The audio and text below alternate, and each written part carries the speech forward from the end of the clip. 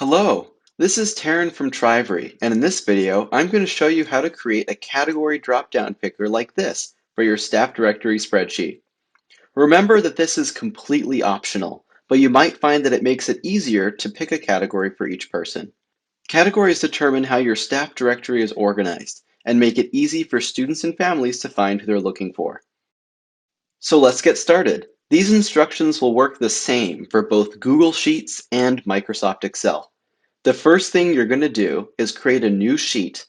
I'm going to call this Categories.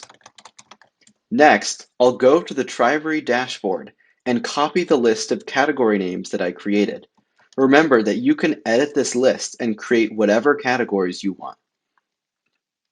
Now that I have my list of categories in this new sheet, I'm going to go back to the primary sheet and choose the range that I'd like to create drop-downs for. Then go to Data, Data Validation. We want a list, and for our range, I'll select my list of categories.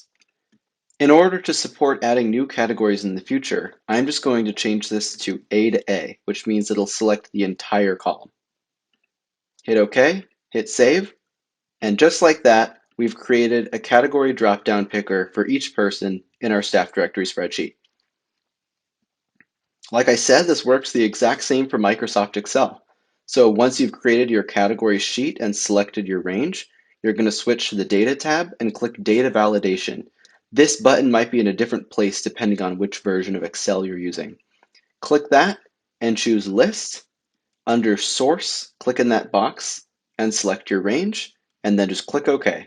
And just like that, we've done the same thing. We now have a category drop-down picker for each person. I hope this helped, and thank you so much for watching.